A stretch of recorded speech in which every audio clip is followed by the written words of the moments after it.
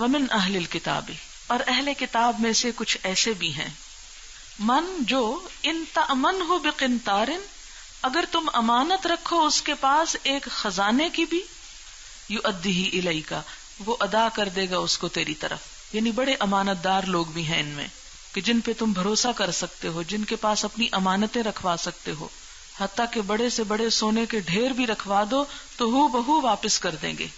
یہ مسلمانوں کو آگاہ کیا جا رہا ہے.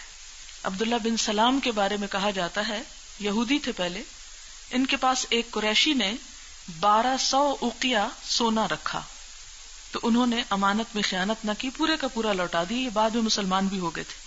اور پھر اسی طرح ان میں سے بعض نصارہ جو ہیں، یعنی عیسائی جو ہیں خاص طور پر، وہ امانت دار ہیں.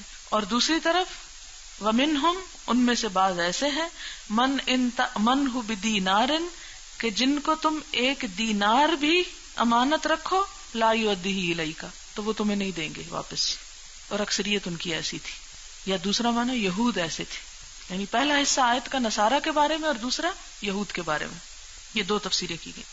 وَمِنْهُمْ مَنْ إِن تَأْمَنْهُ بِدِينَارٍ لَا يُؤَدِّهِ إِلَيْكَ إِلَّا مَا دُمْتَ عَلَيْهِ قَائِمًا، وہ نہیں واپس کریں گے جب تک تم ان کے سر پہ سوار نہ رہو. ما دمتا، ہمیشہ رہو تم، علیہ، اس کے سر پر، قائمہ، کھڑے. یہ پیچھے پڑ کے ہی واپس ملے گی. ذالکہ، یہ کیوں ہوتا ہے؟ بِأَنَّهُمْ، اس وجہ سے ہوتا ہے کہ وہ قالو، کہتے ہیں، لیس علینا، نہیں ہے ہم پر، فی الامیین، امی لوگوں کے معاملے میں، سبیل، کوئی مواخذہ. امی لوگوں کے بارے میں ہم سے کچھ نہیں پوچھا جائے گا. کون نہیں پوچھے گا؟ اللہ تعالی. امی لوگوں کے ساتھ ہم جو بھی دھوکہ بازی کریں، ہم سے کوئی سوال نہیں ہوگا. ان کے خیال میں بھلائی صرف کس کے ساتھ کی جانی چاہیے تھی؟ اہل کتاب کے ساتھ، اپنوں کے ساتھ. غیروں کے ساتھ جو چاہو کرو، کچھ پوچھ پکڑ نہیں. یہ ان کا خود ساختہ دین تھا. وغرہم فی دینہم ما کانوا یفترون، ان کو اپنے دین کے معاملے میں ان چیزوں نے دھوکے میں ڈال رکھا تھا جو وہ گھڑ رکھتے تھے. امیین کون تھے؟ کس کی طرف اشارہ ہے؟ مسلمان. اب آپ دیکھیں آج بھی تو یہی حال ہے نا. اچھا ہم کہیں گے یہ تو آیت ان کے بارے میں، ہم بھی کچھ پیچھے نہیں. ہمارے بھی بہت سے مسلمان یورپی ممالک میں کبھی سود لیتے ہیں، کبھی ان کی دکانوں میں چوری کرتے ہیں، کبھی ویزا کارڈ مس یوز کرتے ہیں اور کہتے ہیں کہ یہ کافر ہیں، ان کا تو نقصان کرو تو ہم سے نہیں پوچھو گی. خود میں ذاتی طور پر ایک فیملی کو جانتی تھی جنہوں نے پاکستان آنے سے پہلے ویزا کارڈ پر اتنی اندھا دھند شاپنگ کی. تو جب ان سے کہا گیا تو کہا نہیں ان کے بارے میں کیا پوچھو گے، اللہ تعالیٰ ان کے بارے میں نہیں ہم سے پوچھے، کافر ہیں، ان کو تو جتنا چاہو نقصان پہنچاؤ. اور ان کے بڑے بڑے پیشوا ایسے ہی فقہی احکام دیتے تھے. بائبل قرض اور سود کے احکام میں اسرائیلی اور غیر اسرائیلی کے درمیان صاف تفریق کرتی ہے، باب استثناء میں ہے. تلمود میں کہا گیا ہے کہ اگر اسرائیلی کا بیل کسی غیر اسرائیلی کے بیل کو زخمی کر دے تو اس پر کوئی تاوان نہیں، مگر غیر اسرائیلی کا بیل اگر اسرائیلی کے بیل کو زخمی کر دے تو اس پہ تاوان ہے. یہ تلمود کی بات پڑھ رہی ہوں، اپنے پاس سے نہیں. اگر کسی شخص کو کسی جگہ کوئی گری پڑی چیز ملے تو اسے دیکھنا چاہیے کہ گرد و پیش آبادی کن لوگوں کی ہے. اگر اسرائیلیوں کی ہو تو اسے اعلان کرنا چاہیے، غیر اسرائیلیوں کی ہو تو اسے اعلان کے بغیر وہ چیز رکھ لینی چاہیے. ربی شمائل کہتا ہے کہ غیر اسرائیلی کی ہر غلطی سے فائدہ اٹھانا چاہیے. یہ تلمودک مسلینی پال آئزک ہرشوں، یہ لندن 1880 کی پیجز ہیں 37 210 221. ان سب میں یہ باتیں لکھی ہوئی ہیں. یہ تھا ان کا دین، صرف تعصب پر مبنی. کتنے پریجوڈس لوگ تھے. اور یہ تعلیم ان کے یہاں کہاں سے؟ ان کے علماء کی طرف سے. وہ بگاڑ کا سبب تھے. وَيَقُولُونَ عَلَى اللَّهِ الْكَذِبَ، اللہ تعالیٰ کیا فرماتے ہیں؟ یہ اللہ پہ جھوٹ بولتے ہیں. اللہ نے ان کو اپنی کتاب میں کسی ایسے دھوکہ بازی کا کوئی حکم نہیں دیا. اسلام کی تعلیم اس کے برعکس کیا ہے؟ آپ صلی اللہ علیہ وسلم نے فرمایا کہ اللہ کے دشمنوں نے جھوٹ کہا، زمانہ جاہلیت کی تمام چیزیں میرے قدموں تلے ہیں سوائے امانت کے کہ وہ ہر صورت میں ادا کی جائے گی، چاہے وہ کسی نیکوکار کی ہو یا بدکار کی. ایک اور حدیث میں آتا ہے لا تخن من خانکا، جو تم سے خیانت کرے تم اس سے خیانت مت کرو. میں اس سے جھوٹ اس لیے بول رہا ہوں کہ اس نے مجھ سے جھوٹ بولا تھا. یہ جھوٹ بولنے کا کوئی جواز نہیں. میں فلاں کی چیز اس لیے چوری کر رہا ہوں کہ اس نے میری چیز چوری کی تھی. نہیں، اگر ایک شخص نے غلط کام کیا تھا تو جواب میں آپ کو حرام کام کرنے کی اجازت نہیں ہے.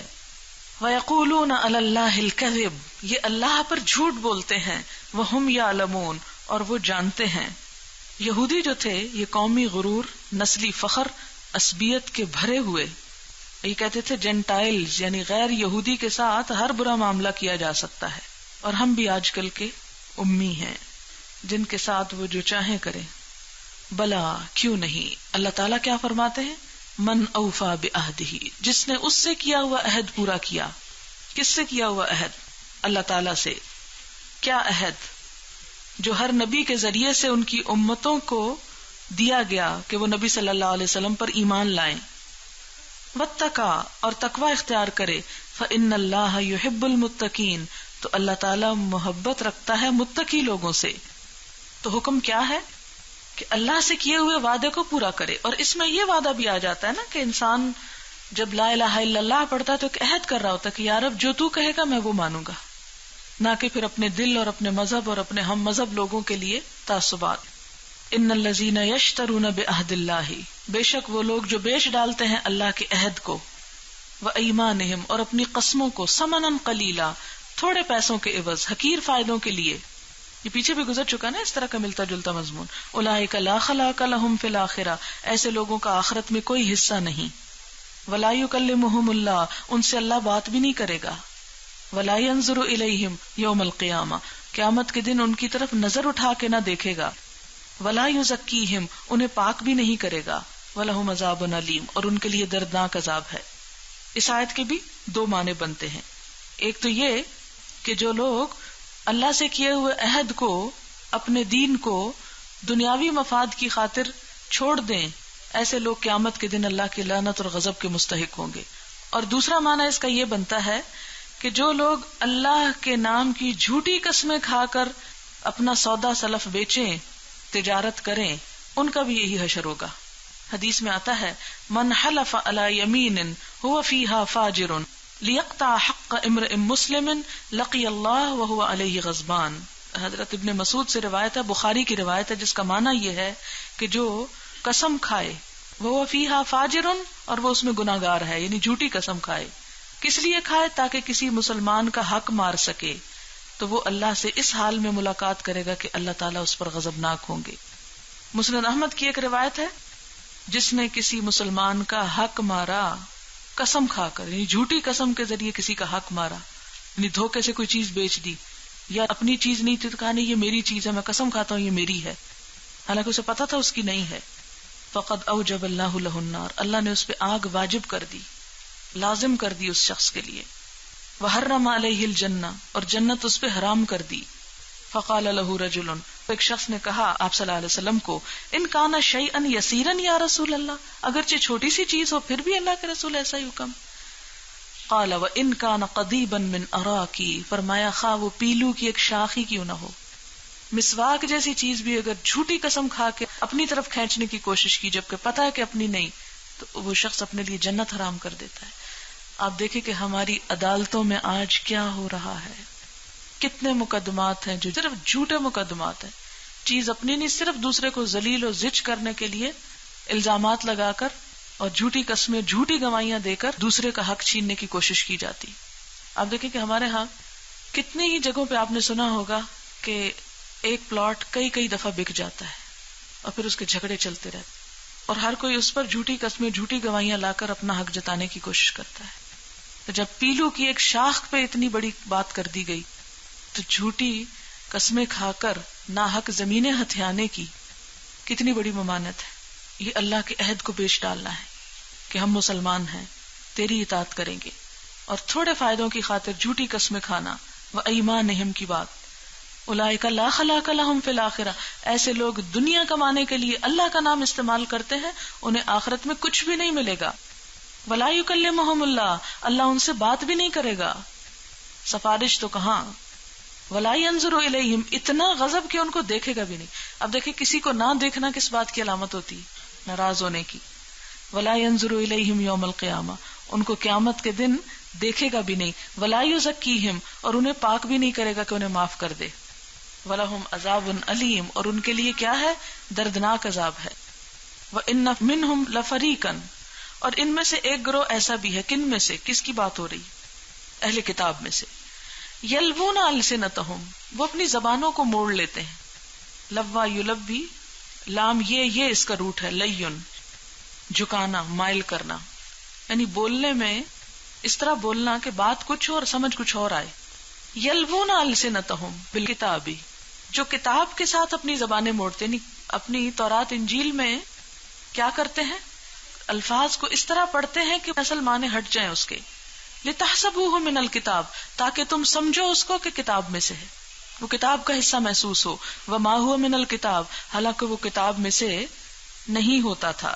یعنی کسی خاص لفظ یا فکرے کو جو ان کے نظریات اور عقائد کے خلاف پڑھتا تھا، من گھڑت باتوں کے، تو اس کو کس طرح پڑھتے تھے، اپنی مرضی کے مطابق. مثلاً آپ دیکھیں کہ ہمارے ہاں بھی کچھ لوگ یہ کام کرتے ہیں. جو لوگ نبی صلی اللہ علیہ وسلم کی بشریت کے قائل نہیں، وہ سورۃ کہف کی اس آیت کا غلط ترجمہ کرتے ہیں. کس طرح، کل انما انا بشر مثلکم، کہہ دیجئے کہ بے شک میں ایک انسان ہوں تمہاری طرح. وہ پڑھتے ہیں کل، کہہ دیجئے انا، بے شک ما نہیں، انا بشر مثلکم، میں ایک انسان تمہاری طرح. اس قسم کی باتیں کیا ہے، کتاب میں تحریف، کتاب میں تبدیلی کا مرتکب ہونا. وَيَقُولُونَ هُوَ مِنْ عِنْدِ اللَّهِ، اور کہتے ہیں یہ اللہ کی طرف سے ہے. وَمَا هُوَ مِنْ عِنْدِ اللَّهِ، حالانکہ وہ اللہ کی طرف سے نہیں ہوتا. آج ہمارے مسلمانوں میں بھی کئی ایسے نام نہاد علماء ہیں جو کتاب اللہ کو اپنی مرضی اور اپنے عقائد اور اپنی باتیں ثابت کرنے کے لیے اس طرح کہ اس میں سے آیات کا مفہوم نکالتے ہیں، یا اس طرح اس کو توڑ موڑ کرتے ہیں کہ بات کچھ سے کچھ بن جائے اور سننے والے غریب عوام سمجھے کہ یہ قرآن میں سے کہا جا رہا ہے، حالانکہ وہ اللہ کی طرف سے نہیں ہوتا، یا اس آیت کا وہ مطلب نہیں ہوتا جو وہ نکالتے ہیں. یہ بہت بڑا جرم ہے اللہ کی کتاب کے ساتھ کھیلنا. اسی لیے اپنی رائے کے ساتھ تفسیر حرام قرار دی گئی. اور اپنی رائے کے ساتھ تفسیر کیا ہوتی ہے کہ جو قرآن اور سنت کی روح کے خلاف اپنی مرضی کی. مثلاً قرآن میں آتا ہے نا، لا تقربوا الصلاۃ وانتم سکارا، مت قریب جاؤ نماز کی حالانکہ تم نشے کی حالت میں. اب کوئی شخص وانتم سکارا چھوڑ کے کہے کہ دیکھو قرآن میں لکھا ہے کہ نماز کے قریب مت جاؤ، تو اب لکھا تو ہے، اگر آپ آدھی آیت پڑھیں گے تو یہی مطلب بنے گا. تو اس معاملے میں قرآن کے طالب علم کو بہت کیئرفل ہونا چاہیے کہ اس کے مفہوم کو صحیح طور پر سمجھنے اور سمجھانے کی کوشش کرے، من گھڑت تفسیریں نہ کرے. آپ دیکھیں کہ اگر دنیا کے کسی مفاد پہ زد پڑتی ہے قرآن کی وجہ سے، تو مفاد ہے ہی نہیں، وہ تو سراسر نقصان ہے. کیا ہوا، تھوڑا سا نقصان برداشت کر لیں اور بڑا فائدہ آخرت کا حاصل کر لیں اور اپنے آپ کو بدل ڈالیں. اور جسے اقبال نے بھی کہا تھا نا، خود نہیں بدلتے قرآن کو بدل دیتے ہیں. یہ حال ہے ہمارا.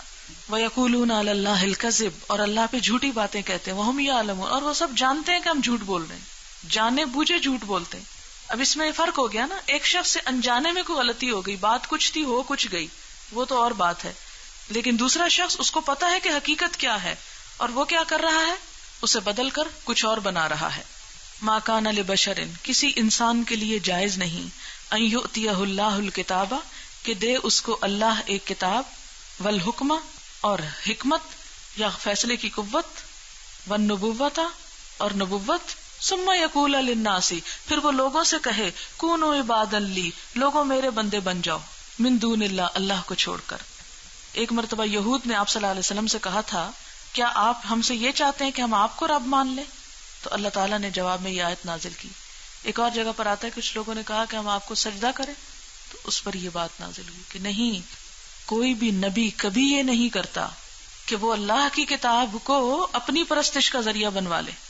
ولیکن، لیکن کونوا ربانیین، وہ کیا کہتا ہے کہ اللہ والے بن جاؤ، اور یہی دین کی اصل روح ہے. بما کنتم، بوجہ اس کے جو تھے تم، تعلمون الکتاب، تعلیم دیتے کتاب کی، وبما کنتم تدرسون، اور بوجہ اس کے جو تم پڑھتے تھے. یعنی جیسے اس کتاب کی تعلیم کا تقاضا ہے جسے تم پڑھتے اور پڑھاتے ہو، وہ تقاضا کیا ہے کہ لوگوں اللہ والے بن جاؤ.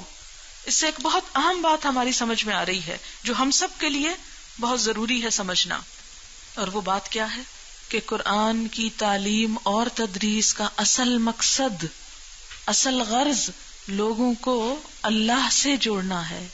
اگر کسی تعلیم کے نتیجے میں لوگ اللہ سے جڑنے کی بجائے کسی اور چیز سے جڑ رہے ہیں، خدا پرستی کی بجائے کسی اور پرستی میں مبتلا ہیں، تو پھر وہ اس کتاب پر بھی ظلم کر رہے ہیں اور اپنے آپ پر بھی ظلم کر رہے ہیں.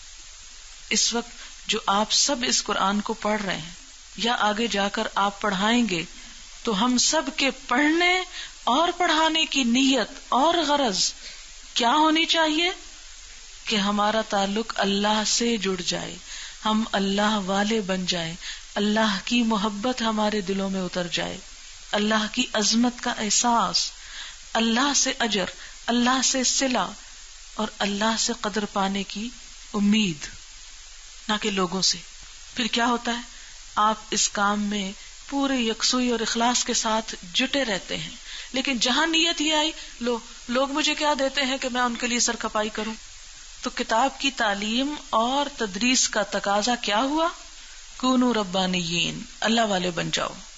اور اگر اللہ والے نہیں بنتے تو پھر اس کتاب کا پڑھنا اور دنیا کے کسی اور علم کا پڑھنا برابر ہے، پھر اس کے پڑھنے پر کوئی اجر نہیں، بلکہ الٹا مقدمہ قائم ہو سکتا ہے کہ تم نے اللہ کی کتاب کو مس یوز کیا، جیسے یہودی علماء کے اوپر بار بار تنقید ہوئی کہ وہ اللہ کی کتاب کے عوض کیا کرتے ہیں؟ دنیا کے فائدے سمیٹتے ہیں۔ اس کتاب کے پڑھنے اور پڑھانے دونوں میں غرض اور نیت کیا ہو؟ اللہ سے جڑنا۔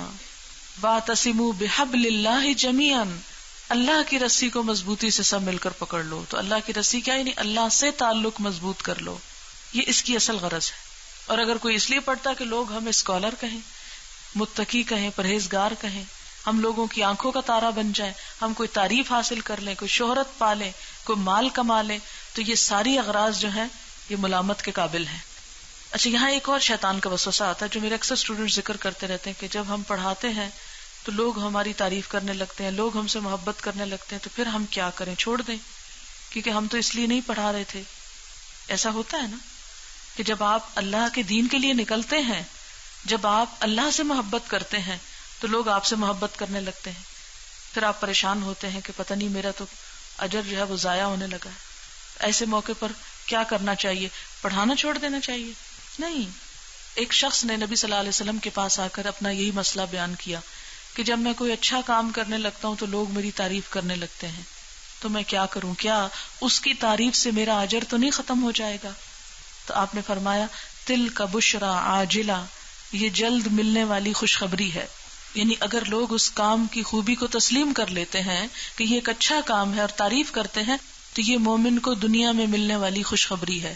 اب اس کا یہ مطلب نہیں اس خوشخبری کو پا کے کہ ہم ڈھیر ہو کے بیٹھ جائیں کہ سب لوگ خوش ہو گئے اب ہمارا کام ہو گیا، نہیں، لوگوں کی خوشی کے لیے نہ شروع کیا تھا اور نہ لوگوں کی خوشی کی وجہ سے بیکار ہونا ہے، بلکہ اس موقع پر اللہ کا شکر ادا کرنا چاہیے کہ جس نے اس کام کی توفیق دی۔ الحمدللہ الذی ہدانا لہذا وما کننا لنہتدی لولا ان ہدانا اللہ، یہ اللہ کا شکر ہے جس نے ہمیں یہ راہ دکھائی، ہم اس قابل نہ تھے کہ ہدایت پاتے اگر اللہ ہم کو یہ راہ نہ دکھاتا۔ جو ایمان لائے گا، نیک عمل کرے گا، ہم اسے دنیا میں بھی اچھی زندگی بسر کروائیں گے۔ آپ دیکھیں کہ قرآن پاک میں ایک چیز آتی ہے، حضور صلی اللہ علیہ وسلم کے بارے میں فرمایا گیا لو انفقت ما فی الارض جمیعا ما الفت بین قلوبہم، اگر زمین میں جو سارے کا سارا ہے سارا بھی تم خرچ کر ڈالتے تو ان کے دلوں میں محبت پیدا نہیں کر سکتے تھے۔ محبت مال سے پیدا نہیں کی جا سکتی، یہ دراصل اللہ کا ایک انعام ہوتی ہے۔ جیسے وہ حدیث یاد کر لیں کہ جب اللہ تعالیٰ کسی بندے سے محبت کرتا ہے تو جبریل کو حکم دیتے تم محبت کرو، آسمان والے کرنے لگتے، پھر زمین پہ اتر آتی۔ آپ اللہ سے محبت کر کے تو دیکھیں، دنیا کا ایک قاعدہ ہے، آپ دنیا کی طرف دوڑیں گے، بھاگیں گے، دنیا آگے بھاگے گی، آپ دنیا کو چھوڑ کر بھاگیں گے، دنیا آپ کے پیچھے آنے لگے گی، اور اسے آپ اپنی زندگی میں آزمائیں گے۔ اچھا جناب، آگے وَلَٰكِن كُونُوا رَبَّانِيِّينَ، یہ ربان جو ہے، ربان یہ رب سے ہے، اس کا معنی ہے جو علم کی نشو نما کرے، علم کی آبیاری کرے، علم کے پودے لگائے یا علم کے ساتھ تربیت کرے، وہ ربان ہوتا ہے، ربانی۔ اس کا الف نون مبالغے کے لیے ہے، رب والا، جو رب کے ساتھ جوڑ رہا ہے لوگوں کو۔ بما کنتم تعلمون الکتاب وبما کنتم تدرسون، تدرس دال رے سین، درس، علم کا اثر قبول کرنا، حفظ کرنا۔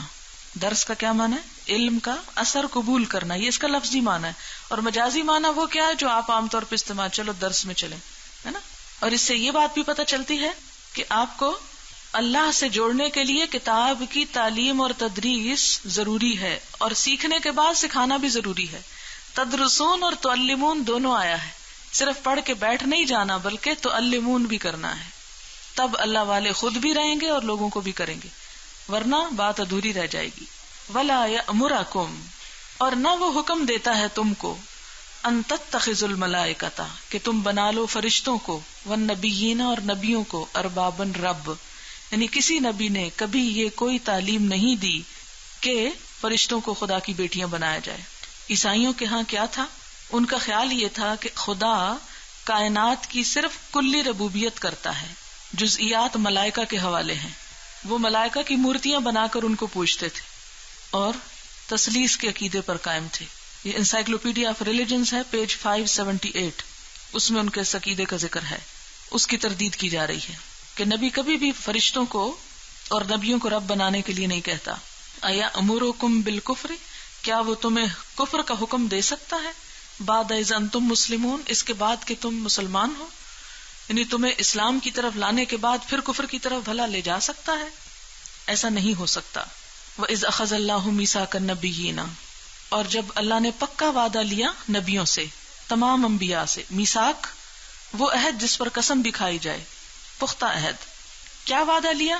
لما آتیتکم من کتاب، کہ جو میں نے دی تم کو کوئی کتاب، و حکمت، اور حکمت، ثم جاءکم رسول، پھر آئے تمہارے پاس کوئی رسول، مصدق لما معکم، جو تصدیق کرنے والا ہو اس چیز کی جو تمہارے پاس پہلے سے موجود ہے.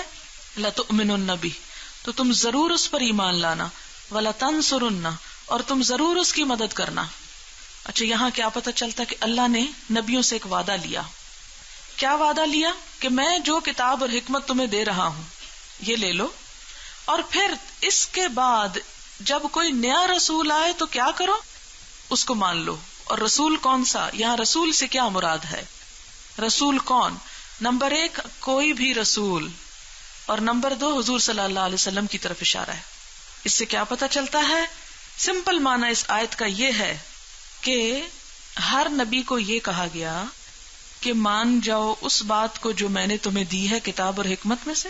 نمبر 2، اس کے بعد اگر کوئی اور رسول آ جائے تمہاری زندگی میں تو اس کو بھی مان جاؤ. اس رسول کی پہچان کیا ہے؟ مصدق لما معکم، کہ وہ تمہاری کتاب اور حکمت کی تصدیق کرتا ہے. پھر کیا کرنا؟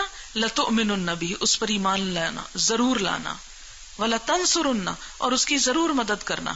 تعصب ختم کر دیا گیا نا، ہے نا. ہر نبی کو کیا حکم دیا گیا کہ جب آئندہ کوئی نبی آ جائے تمہارے ہوتے ہوئے تو اس کو مان جانا.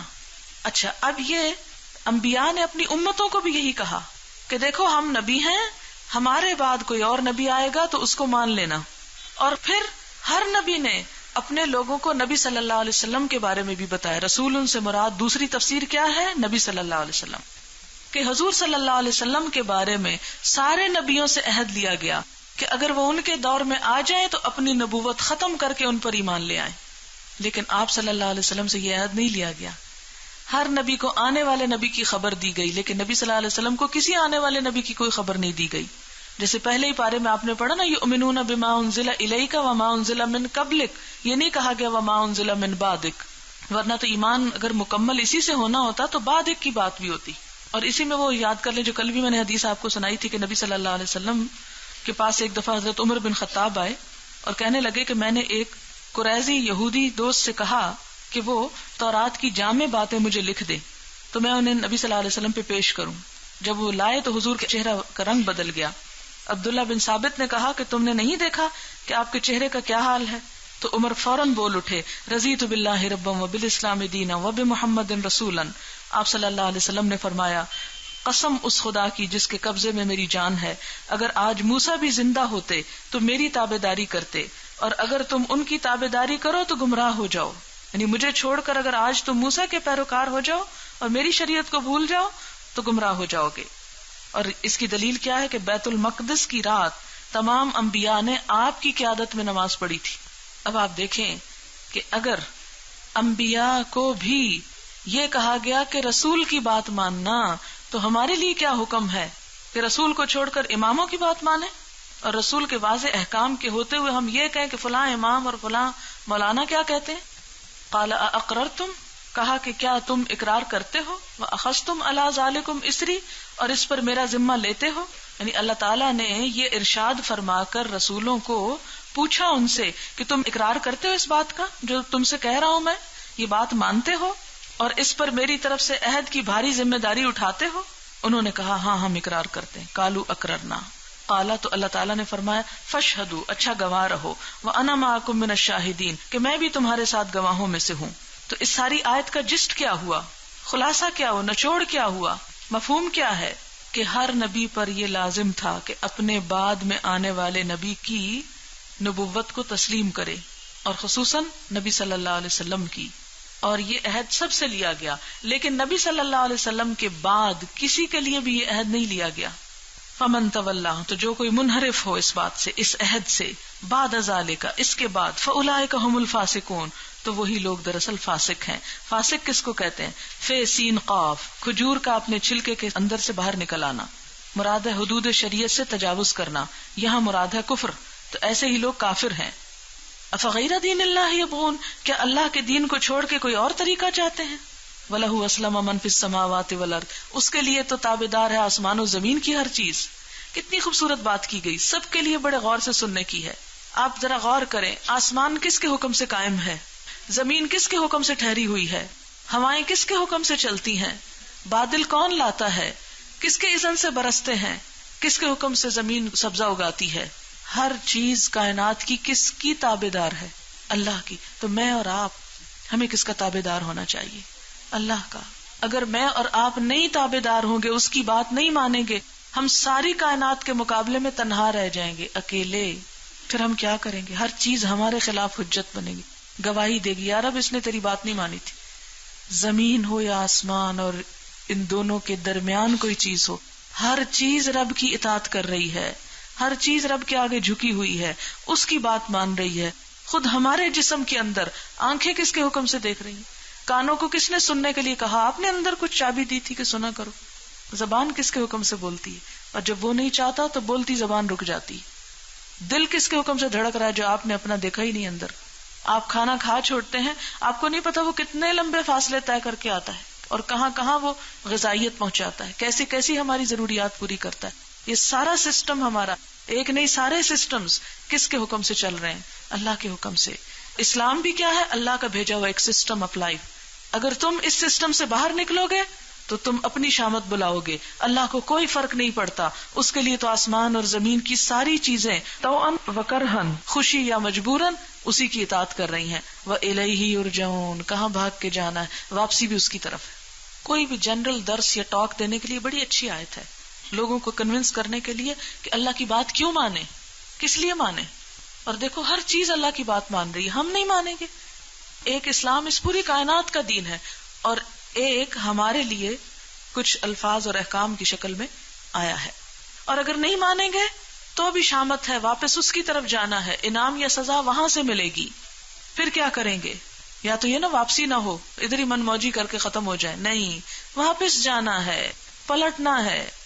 قل آمنا باللہ وما انزل الینا کس کو کہا جا رہا ہے؟ آمنا باللہ، نبی صلی اللہ علیہ وسلم. آپ کہہ دیجئے ہم ایمان لائے اللہ پر، وما انزل الینا اور اس پر بھی ایمان جو ہماری طرف نازل ہوئی.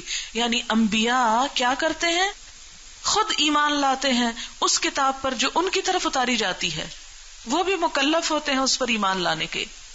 وما انزل علی ابراہیم و اسماعیل و اسحاق و یعقوب والاسباط وما اوتی موسیٰ و عیسیٰ والنبیون من ربہم سب انبیاء پر جو کچھ آیا ہم اس سب کو مانتے ہیں.